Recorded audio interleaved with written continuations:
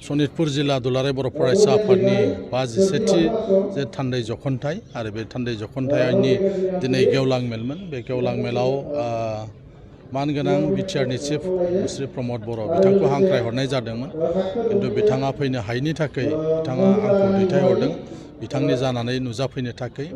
दिनै गोबां बेवहाय रायजो राजाफ्रा बेवहाय बाहागो लाफैदों, जोबोद बाख्नायथाव। आरो रायजो राजाफ्रा बेवहाय फैनानै दुलाराय बर' फरायसा आफादनि जे सान्थौ आरो सानस्रि, दुलाराय बर' फरायसा आफादनि आथिखालनि आरो इयुननि जे हाबाफारि, बे हाबाफारिनि सोमोन्दै मिथिनो मोन्दों। मानोना दिनैनि गेवलां मेलनि गाहाय आलासिया दुलाराय बर' फरायसा आफादनि आफादगिरि मुस्रि दिपेन बर' बिथांमोन, आरो बिथाङानो गेवलाङै गासैबो बाथ्राफोरखौ फोरमायनानै होदों। आरो आसाम सरकारनि मानगोनां केबिनेट मन्त्रि अशक सिंघाल बिथाङाबो नुजाफैदोंमोन। बिथाङाबो सरकारनि जानानै गोबां बाथ्रा बिथाङा बुंलांदों। गाहायै सनितपुर आरो बिश्वनाथ जिल्लायाव थानाय थागिबि मानसिफोर, गाहायै जोंनि बर' मानसिफोर जायफ्रा हा हुनि पाट्टा मोनाखै, बे हा हुनि पाट्टा मोननांगौनि थाखाय खामानि मावनायखौ बिथाङा फोरमायदों। आरो फैगौ फेब्रुवारि दाननि गिबि सप्तायाव आरोबाव सनितपुर जिल्लायाव गोबां मानसिफोरनो हा हुनि पाट्टा होनाय जागोन होननानै बिथाङा फोसावलांदों। आङो आंनि जे बिबुंथि, बे बिबुंथियाव बिटिआर जि एकर्ड, बे एकर्डनि सोमोन्दै रायजो राजाफोरनो फोरमायदों। आथिखालाव एकर्डनि बबे दफाया मावफुंजाखो आरो बबे दफाया मावफुंजायाखैब्ला बिनि जे स्टेटासा मा जानानै दं, बे बाथ्राफोरखौ आङो रायजो राजाफोरनो फोरमायदों। आं सानो जे रायजो राजाफ्रा मोजाङै बेखौ बुजिनानै लानो हादों। जोंनि बावहाय मोननै काउन्सिलनि मानसिफोर दङ सनितपुर जिल्लायाव। मोनसेया जाबाय आथिखालाव बिटिआर आरो मोनसेया जाबाय बर' कसारि welfare autonomous council. Geographically politically जोङो मोननै काउन्सिलाव जों थानांब्लाबो जिहेतु जोंनि गोसो गोरबो, जोंनि साननाय हनाय गासिबो एखे, आरो बे जों एखे माहारि आरो जों एखे लगैनो जों दावगालांनांगोन। दा बेफोर बाथ्राफोरखौ जोङो साफ्रोमबो जोङो साननानै जाहाथे जोङो समानैनो जों जाहाथे खामानि मावलायनो हायो, इयुन जोलैफोरखौ जाहाथे जों गोग्गो नोगोरारि खालामनो हायो, जोंनि फरायसाफोरखौ जाहाथे जों मोजाङै सोलोंथाइ लाहोनो हायो, जि सोलोंथाइया गुन गोनां सोलोंथाइ। देग्लाय साबायखर बावनांगोन, मानो होननानै बुङोबा गोबां बर' फिसाफ्रा SCS, APS आरो एलाइड जि सार्भिस दङ, बावहाय गुबुन गुबुन बोसोरनिख्रुइ देग्लाय गोबां बांसिन देग्लाय मोननो हादों। आरो बेबायदि मोजां थासारि थायोबा उननि समावबो आरो बिनिख्रुइ बांसिन APSC आनजादाव उथ्रिसार जानो हागोन। UPSC आनजादावबो जोंहा उथ्रिसारनांगौ, दासिमाव जोङो मोननो जों बारा हाया, मालाबा सासे गाहामल' जों ओंखारनायखौ नुनो हायो। बिनि थाखाय बिटिआर सरकारनिफ्राय थांनाय बोसोरनिफ्राय UPSCनि थाखाय जि कचिं 50सा फरायसाफोरखौ दिल्लीयाव थिनहरनानै कचिं होनाय जि हाबाफारि, बे हाबाफारिखौ लादों।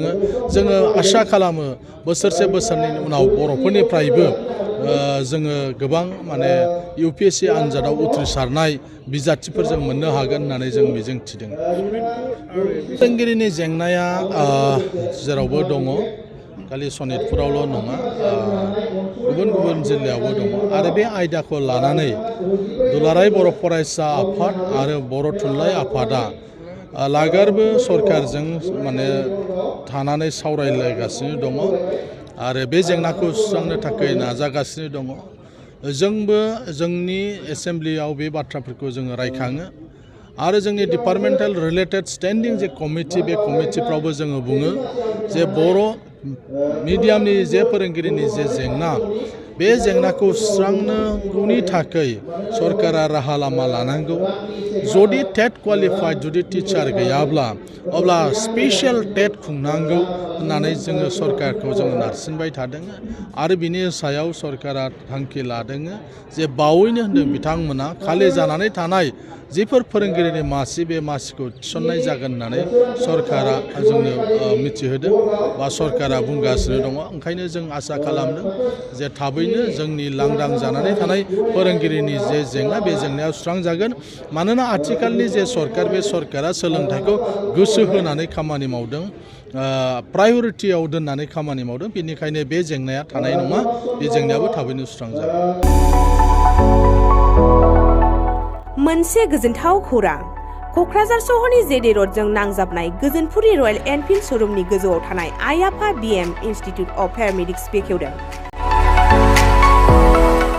बे आइ आफा बिएम इनस्टिट्युट अफ पेरामेडिक्सआ नोंथांमोननो लानानै फैदों देहा जोथोन लाखिनायनि माखासे आयदाफोरनि 2024-2025 मायथाइनि मुं थिसननाया फैगौ 15 जानुवारिनिफ्राय जोबथा मार्च दानसिम सोलिगासिनो दङ।